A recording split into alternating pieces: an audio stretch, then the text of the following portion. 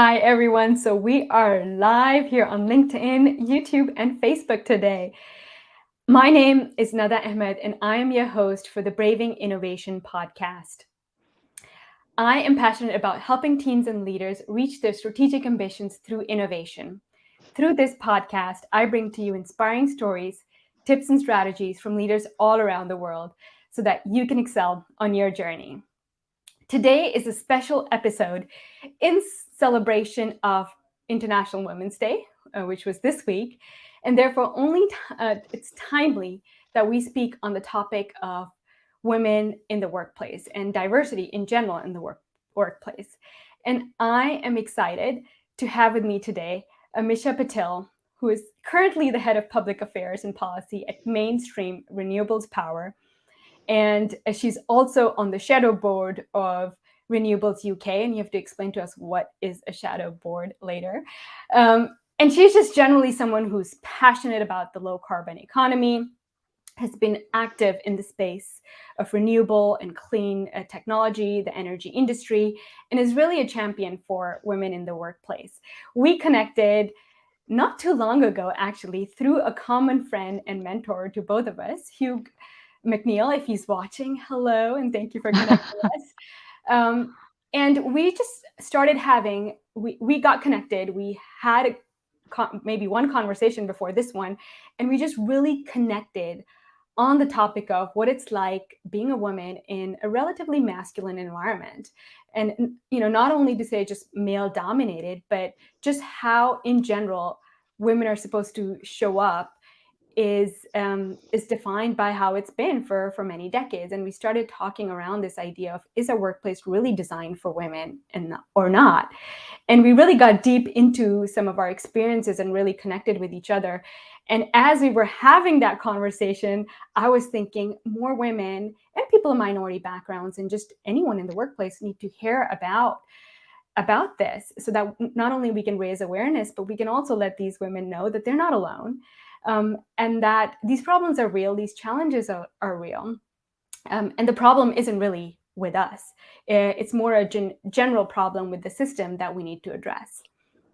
So that's really what we wanted to bring forward today. And I thought, Amisha, if you could start with, since this is also called the Braving Innovation Podcast, talk to us a little bit about how you've had to show up being brave in your career in general. Well, first of all, thank you so much for having me, Nada. And I'm really glad that we connected, and we connected over such commonality with a lot of the things that a lot of the challenges that we faced in our careers as well. So I'm really grateful to be here today. So thank you so much for having me. Right, when have I had to show up? Well, first of all, I'm going to say that I've been working in the industry for around 17 years now.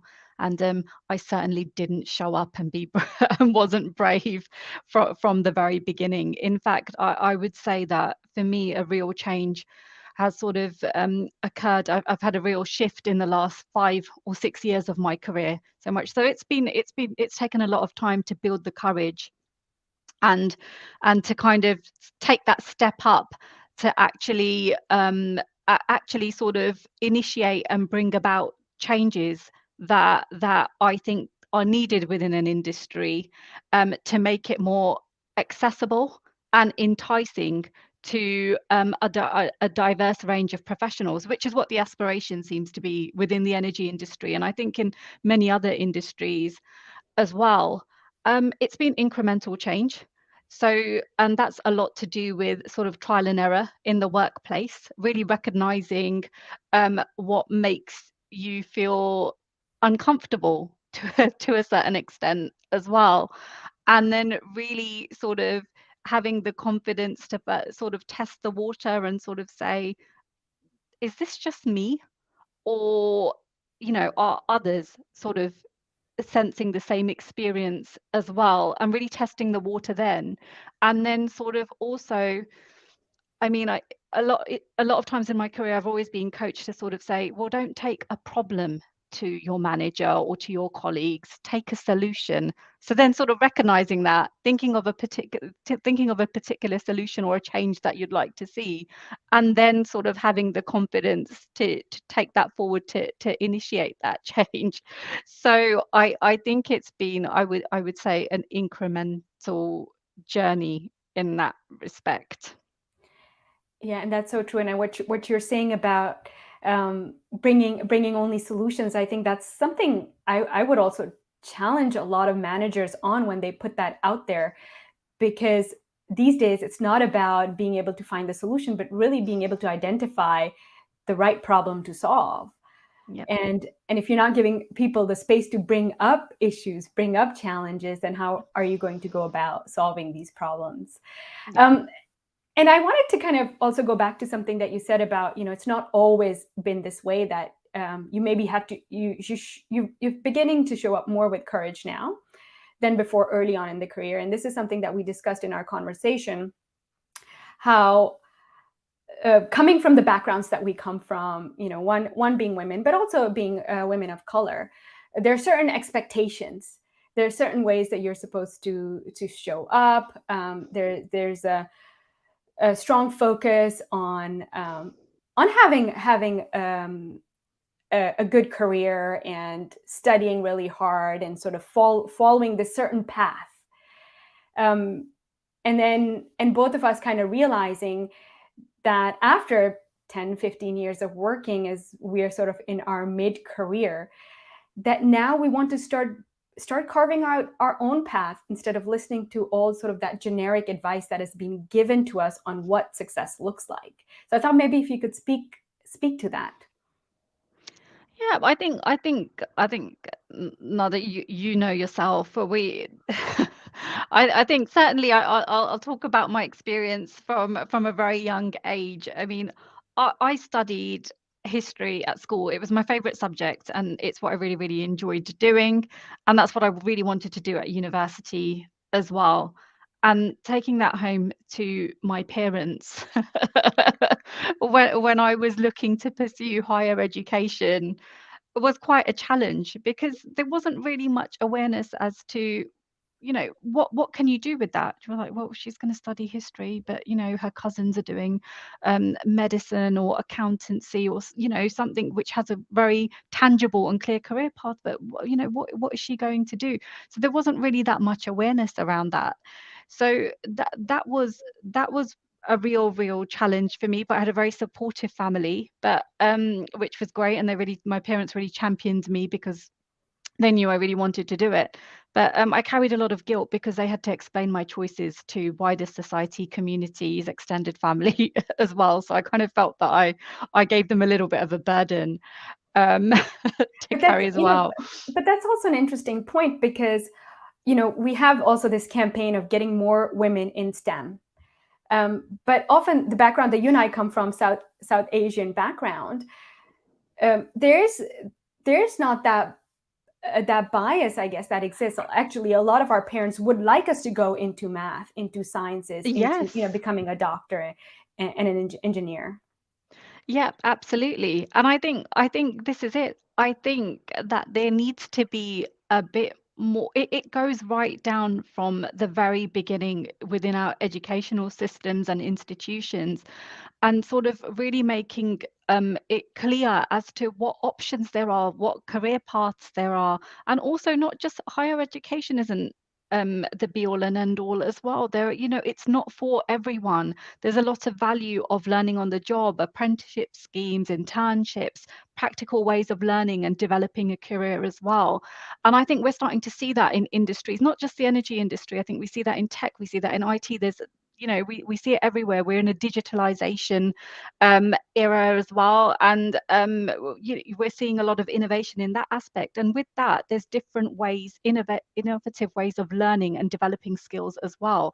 So where is the link between those systems and that sort of helping people navigate those paths from very early on? I think I definitely really lacked that. I think for me, where I've ended up has been pure chance, a lot of persistence myself on my part as well, but very, very challenging, and that's where a little bit of bravery came from as well, because I had to make this a success because I had to fight to get my career path and my education and what I wanted to do. So I kind of had a lot of additional pressure on my shoulders to show that I can make a success of this, and it wasn't going to be I told you so. So I kind of had to step up in that respect. But there are Mm. lots of cultural challenges there. Mm. Um, and you said kind of early on in your career, and you posted an article on LinkedIn on this, how you had a manager, and this was a woman manager who said, "You have to man up." What do you think she meant by that, and when did she say that to you? It was sort of in the face of there was lots of aspects around that. I mean, I'm quite a jovial character, I'm quite chatty, which is actually quite useful when you're working in communications and PR and government relations and things that I do. But I think in the sort of I had gone in from the sort of the public sector into the private sector, and it was sort of like, well, you're not coming across corporate enough, it's too fluffy. And you sort of need to man up and take criticism. And I'm not talking constructive criticism, because that's different. I'm talking criticism. And she's like, well, you've got to man up and just take it. And I believed her for a long time, and I thought, I need to be a bit more serious. I can't, I've got to stay focused on my work. There's no sort of I've got people are not taking me seriously, is how I interpreted that feedback. And I need to sort of come across, I need to man up. I need to take the criticism on its chin. I need to take any feedback, whether it makes me uncomfortable or not, and just kind of get my head down and get on with it, and really suppress who I am to be able to do it. And Yeah. that's how I felt. And I welcomed the advice at the time as well. Um, all but later on realized that actually, I wasn't very happy doing that. It's completely unsustainable. And that's not going to help me deliver my best in the role. And it probably wasn't the role or the environment for me. Mm. Yeah, and something that you're pointing to there are these subtle messages that we get, as being women, people of minority in the work environment, which is based on 50, 100 years of mostly being dominated by men. And these subtle messages that we get, that we have to show up a certain way for people to start seeing us more seriously. And it's kind of hard to pinpoint even what they are. I think for you it was very explicit when someone said to you, "Man up." And for me, I remember maybe 5, 6 years ago, when I kind of realized people still view me as someone who's young, just fresh out of college, who's inexperienced. And I felt like, you know what, I've already have more than 7, 8 years of experience behind me. And I want people to start taking me more seriously and not treat me as this little girl who they have to kind of mentor and take care of. I think also when you show I think showing emotion is also a way of communicating. And that's whether you're really passionate about something, or if something sometimes can really sort of anger you as well. Like, inaction can, we talk a lot about sort of climate change inaction in the field that I work in, and that can be a real trigger. It's very passionate, it can evoke a very emotional response at times, but it doesn't mean that that's an invalid response. So it's different ways of communicating. And I think sometimes emotion is seen as a real negativity.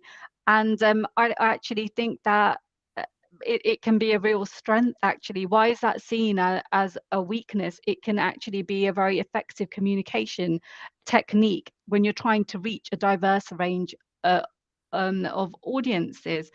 And I think just picking up on the other point that you've said as well, in terms of the whole sort of man up side of things, to me, that sounds like asking someone to conform to what is believed to be a certain or a right way.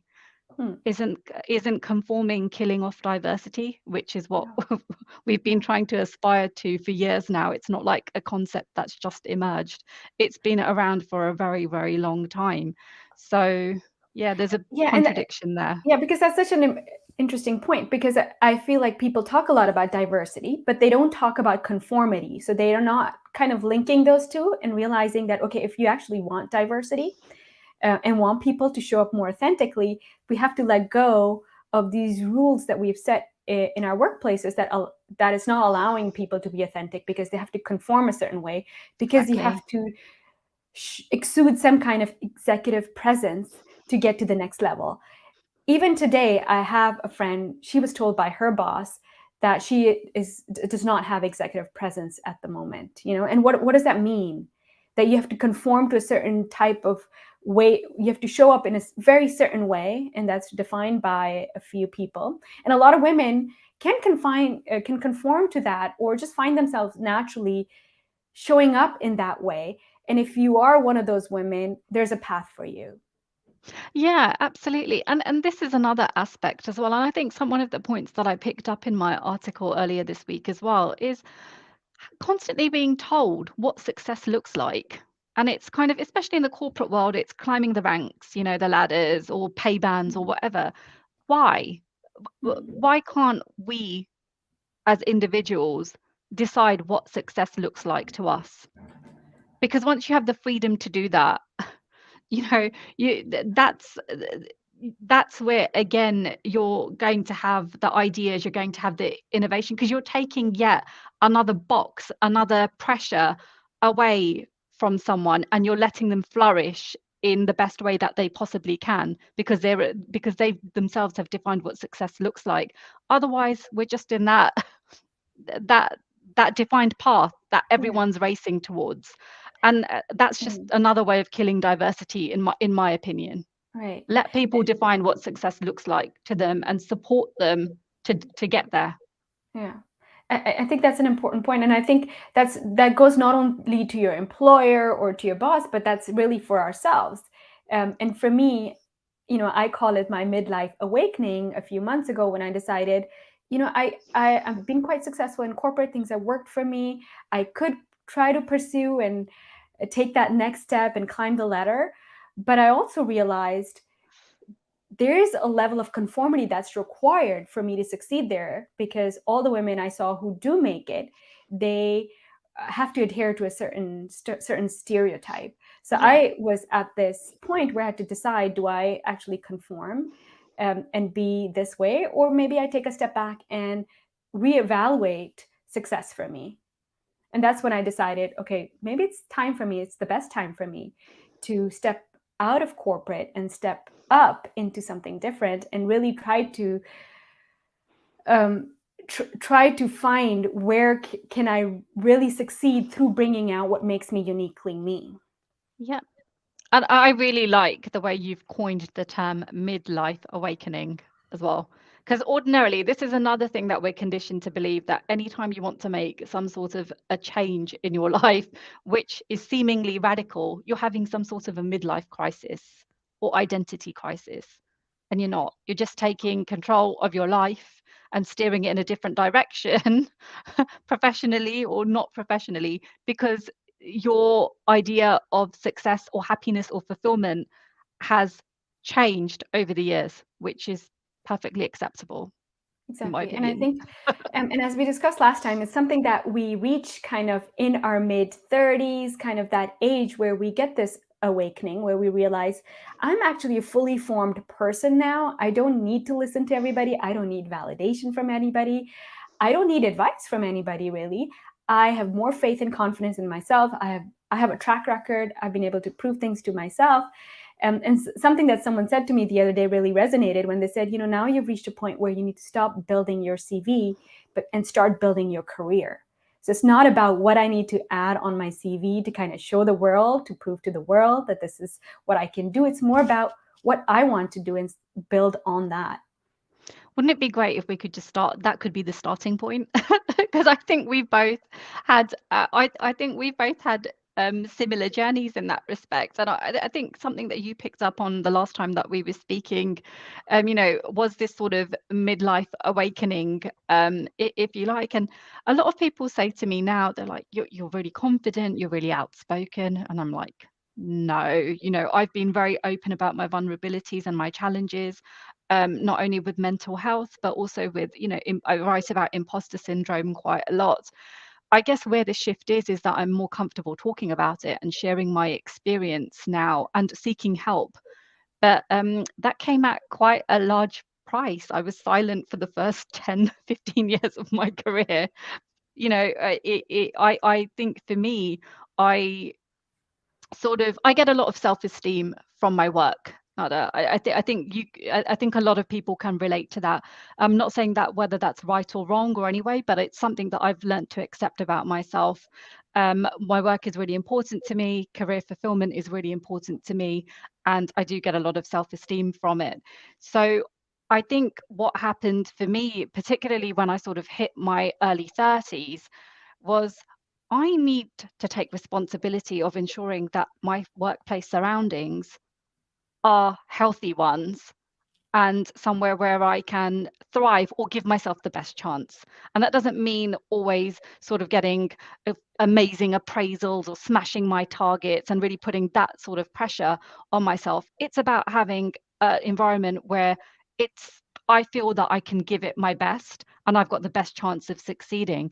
So that awakening, if you like, came at a really big price.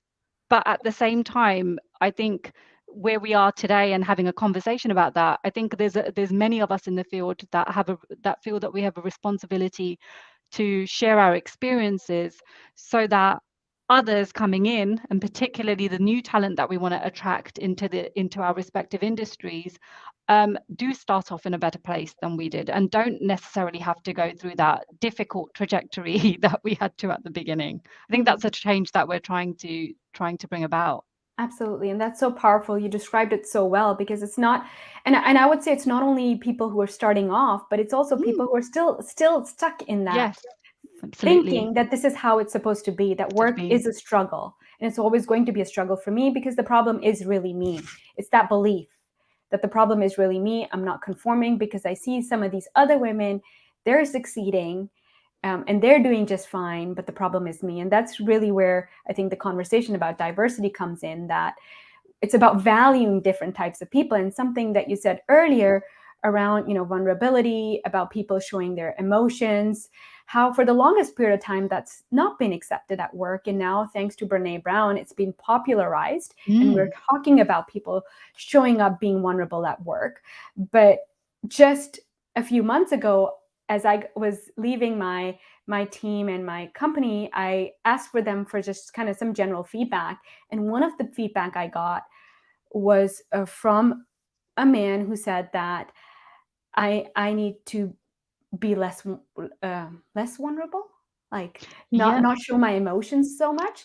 Um, and it was funny because he was talking about a particular moment when I opened up to my team and really shared what I was going through and what I was feeling.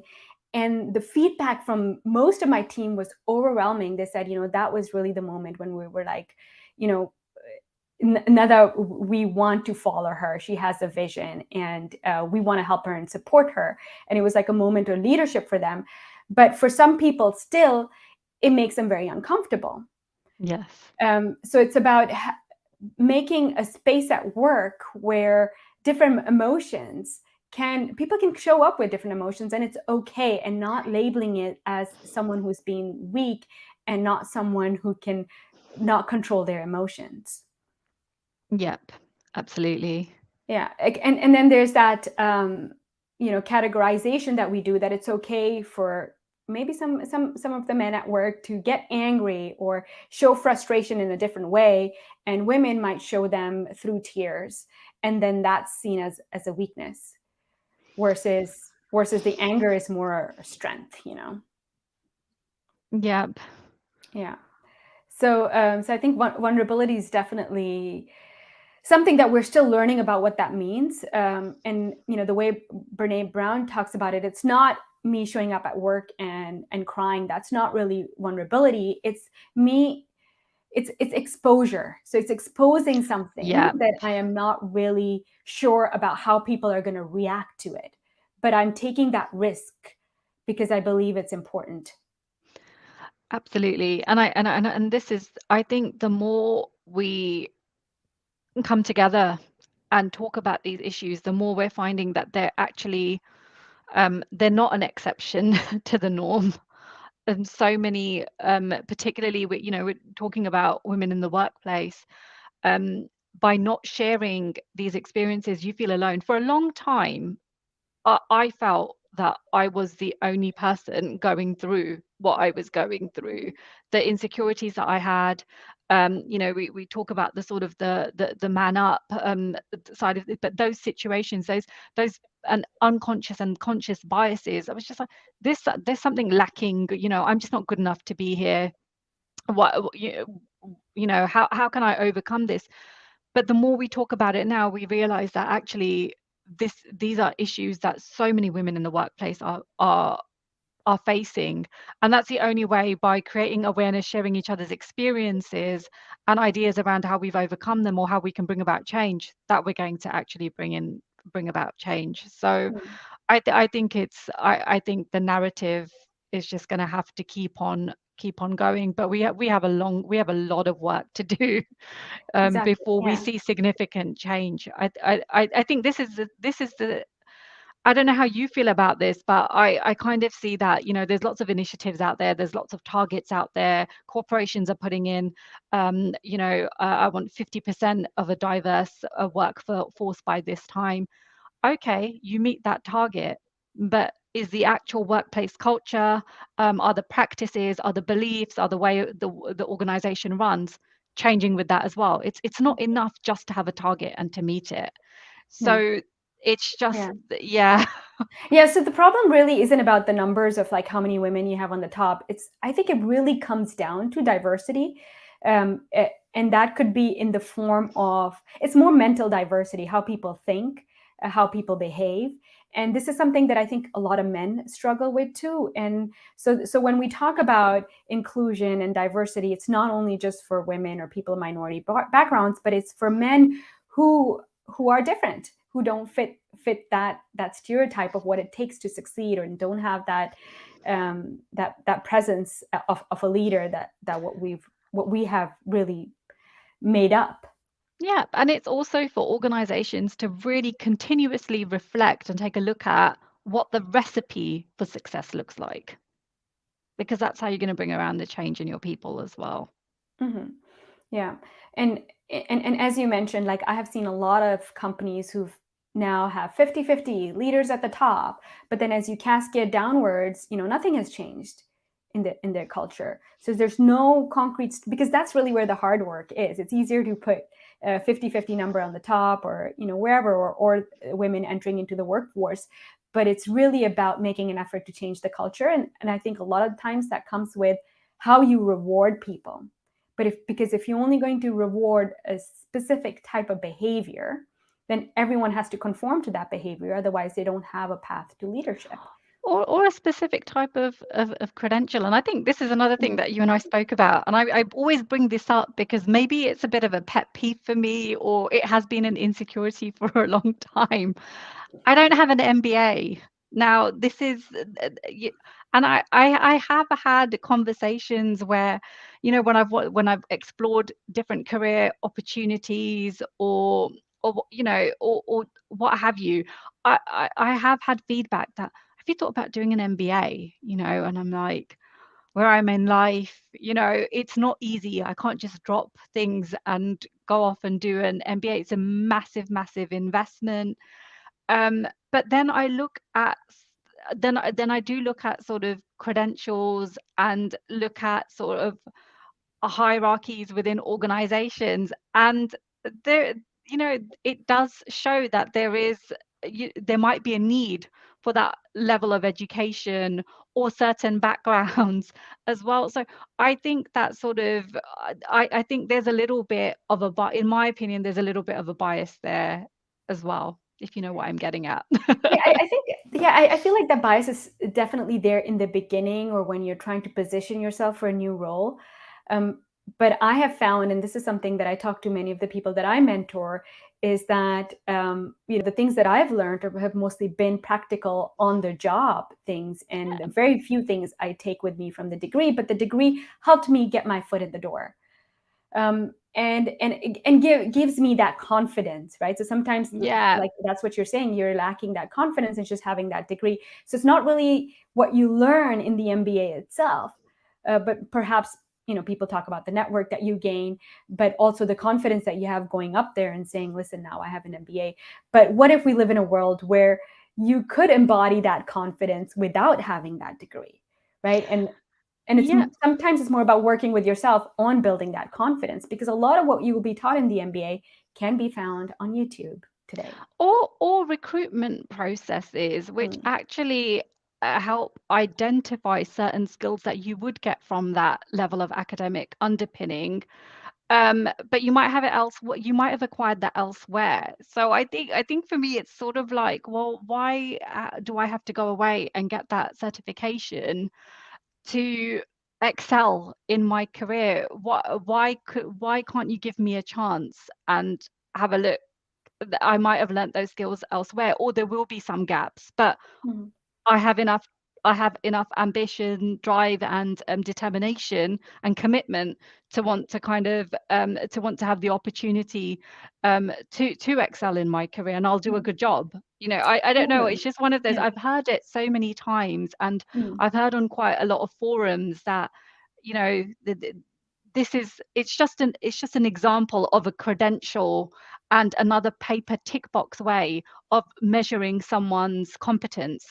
And it's sort of like, again, bringing in, going back to the diversity aspect of it, people will be on different journeys and will have picked up skills in very different ways of their life. So how are you going to factor that in when you're seeking people mm. No, I to think, identify those skills in them? yeah, that's a very valid point. I was gonna start looking at some of the questions that are coming in. I see Nick Maiden, he is very active here, and one of the things he's talking about is how anger and tears are wrong in any workplace. And I think this is an objection quite a few people have, that in both cases, the reason is what brought the anger and tears neither should be happening. And I think that was the point Mm. that this person was also making, who gave me this feedback, is like, it should have never come to that point. But I still feel, and I'd love to hear your view on this, Amisha, is that we live, we cannot distinguish who we are either at home or at work. We are people, we are humans, we're not machines. And we are a body which has a lot of emotions, and sometimes we might react to things even if the other person didn't mean it a certain way. We should still be allowed to show our emotions. I think I do. I mean, I think what this is sort of, I think there can be boundaries in a workplace. And so I think if that's what Nick is getting at, I think I completely agree with that. But those boundaries then have to be applied to absolutely everyone. I think it's an I think that's what I mean, I think that's how I would approach it. I think when it comes to the anger and tears, I think you're right. We are only human, but we are conditioned to believe certain ways of professionalism and acting professionally. But I think people should be able to set boundaries in a workplace. I think, Yeah, and I think that absolutely. that needs to be Mm, respected, and companies need to look at that and keep on looking at that, because that's going to change as well. mm. So I guess I don't know if that Yeah. completely answers the question, but that's how I Mm. would approach that. I think that's a It's very boundaries. important, very good point about boundaries, and that's something Yeah. I actually haven't been very good at, setting boundaries with my boss and with others around me. And I feel like if I had learned those skills earlier on, it would have saved me a lot of hassle. So thank you for addressing that. So let's see here. When you're in a leadership role, you are not just leading people, but you're representing them too. My partner always tells me to make them proud. I think that's a really important point, that when you're there as a leader, there's a certain responsibility that you have, I and you're think, a role model.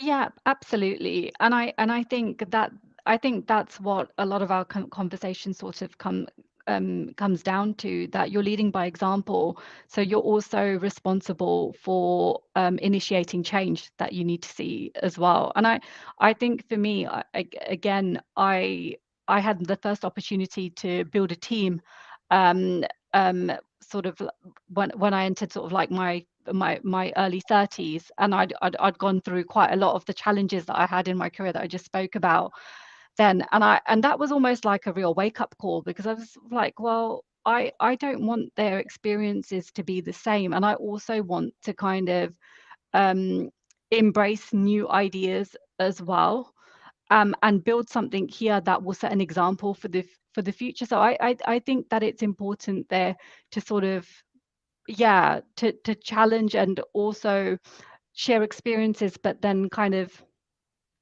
I kind of lost where I was going with this, but basically, yeah, I think leading by example, but initiating change as well, and that's where the bravery comes into it. That's where I was going from it as well, because tolerating certain behaviors, your team's going to learn to tolerate certain behaviors as well. So, I think it's kind of I think there's a lot of responsibility Mhm. there. Sorry, Mhm. I went off on a Yeah, tangent no, I there. think that's a good point, and it all I think comes down to psychological safety. So if your employees, if your team, if you're able to develop that kind of trust, and that you are able to show that you care about the team, the team cares about each other, then when you do show up with certain emotions, and like I tell my kid, he's allowed to be angry, but he's not allowed to hit, or he's not allowed to throw things, right? So there's like that's when we can talk about boundaries, that you're allowed to have that emotion, and we can't control that. We can't control how people are going to react, but it's just setting those boundaries for them is super important. I learned a very valuable lesson from one of my team members who I think I wanted her to present, and I totally had forgotten that this individual would have had experience of presenting in an educational setting, which is very different to sort of going up on stage and presenting in front of 200 people. And I hadn't set up training for this individual either, because it was very soon after they had started and that was coming. And they kind of set me aside and said, really, really, really welcome this opportunity. I think it's great. I know you're going to be there and you're going to help me prepare, but I just feel really anxious about this, and I don't feel that I'm ready for this. I would welcome the opportunity once I've done the training, but I really can't do this right now. I really respected that, and it Mm-hmm. really made me. I should have checked. I just thought this is a fantastic opportunity. They're going to love it. They're going to flourish. But I didn't stop to think that, hang on a minute, this person really, might need that little bit of extra support. So that I really, really welcomed that Yeah. feedback as Mhm. well. Yeah, and what you're pointing to there, I've experienced that too as a leader, because sometimes we project who we are onto other people, because Yeah, you were probably like, I would have loved that opportunity from my boss, yeah. and I've done the same thing when there's something that someone in my team would not mind doing, some kind of work that I would have found really tedious, and I'm reluctant to give it to them, saying that I'm not sure, this is not the most exciting work to do, but they're like, They might I'm love it. happy to do this. Well, that's it. And I think all those years ago, when my manager had told me to man up, it came from a good place. Mm, mm, Honestly, that would have been the feedback that mm. I'm sure, as a female engineer in that time as well, she's very, very senior. That's what the feedback that she would have had as well. And she was very, very Absolutely. successful. So yeah, it is a Yeah. lot to do with projection. And I think that's the dilemma we are facing, in fact, because a lot of the people, I mean, I've had bosses too who have very good intention when they're giving you that advice, or when they're saying that to you. But at the same time, if they're going to put that advice as something that, then if you don't fix yourself, if you don't change according to what they've told you, then you're not going to get that bonus at the end of the year. That's where it becomes problematic, right? And I talk a lot about feedback. It's not really about fixing people, and you can give your advice. And as a manager, it's important to remember that's really from your perspective. So it really needs to be in that form of a dialogue, especially when we're going for trying to create that space where creativity can thrive. You need that diversity. You need that Yeah. inclusive thinking. So I think the time is flying by. We've had some really good discussions, some really good input from the audience here. So I thought maybe we could leave our audience with some positive words about the decade ahead of us. How far we women have come. We are seeing a lot more women entering into the workforce. There are also, particularly in Europe, lots of programs that are in place to make sure that we can create a more equitable society. What kind of advice can we give to women and people of minority, and even to men listening out there, on how to create a space where innovation can thrive because we are creating an environment that is inclusive? Well, I mean, we exist in a world now where it's really accessible to connect with each other. So I always, and it's like you and how you and I have connected as well. So I think that if you're curious about something, you have an idea, or you take an interest in someone's career path or whatever, initiate conversation. The more we talk, the more we share, the more further we're going to go, and the more we're going to be able to evoke change. So I think connection, sharing, reflection, all of that is really, really important. Research, there's lots of support schemes out there now, particularly in terms of sort of not only diversity and inclusion, but also helping you diversify your skill set. Again, connecting with people from different organizations and industries if people want to make a change or take a leap in their career as well. So really invest time to actually research that change. Invest in yourself, really allow yourself the time to be able to do that. And I also say a value in mentorship as well. That's something Mm, that I've always really valued. Nada, mm, I can't express that enough. I think that if there's some form of investment in the in a professional setting, I would think that everyone should have a mentor. I think at given, and it doesn't have to be the same person for a set period mm. of time. You can have more than one, but I think it's having a sounding board and having a safe space and a trusted relationship outside the framework of your work setting, your day-to-day work setting, is very, very valuable. Hmm. Oh, I love that. Connecting with people, using your network, using spaces like LinkedIn, and through that also finding mentors. I am 100% with you on that. I have had so many mentors who've helped me along the way.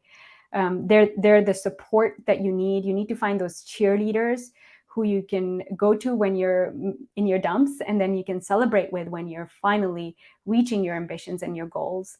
And the third point you speak about is around self-awareness. So it's kind of investing in yourself, and then realizing, yeah, I'm a strong believer of investing in your strengths.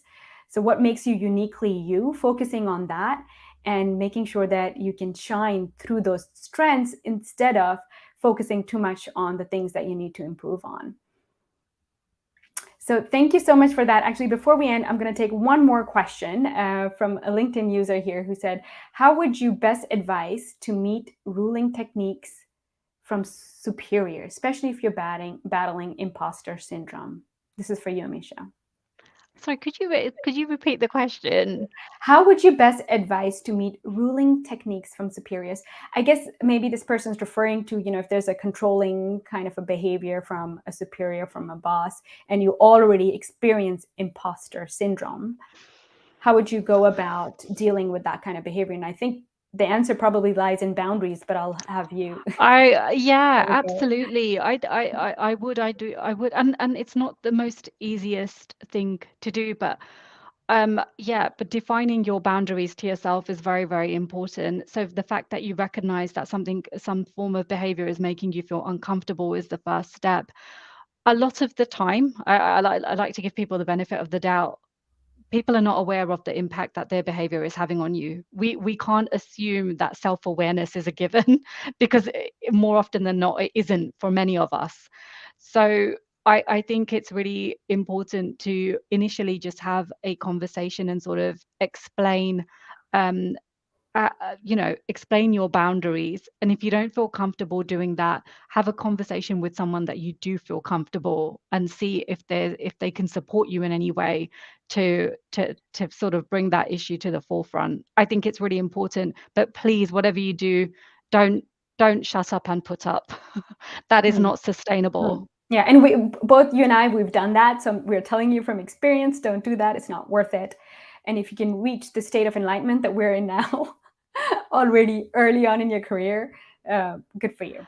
Whoever's put that question forward, if you want to have a chat offline about that, just drop me a direct message on LinkedIn, and I'm quite happy to share some perspectives on that.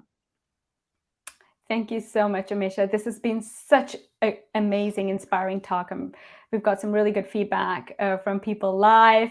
If you want to reach out to Amisha, you have her information on LinkedIn. You can connect with me. We'd be happy to support you on your journey and answer any questions we're not able to answer today. Thank you and have a good day. Thank you so much, Nada, for having me, and thank you to everyone that's tuned in as well.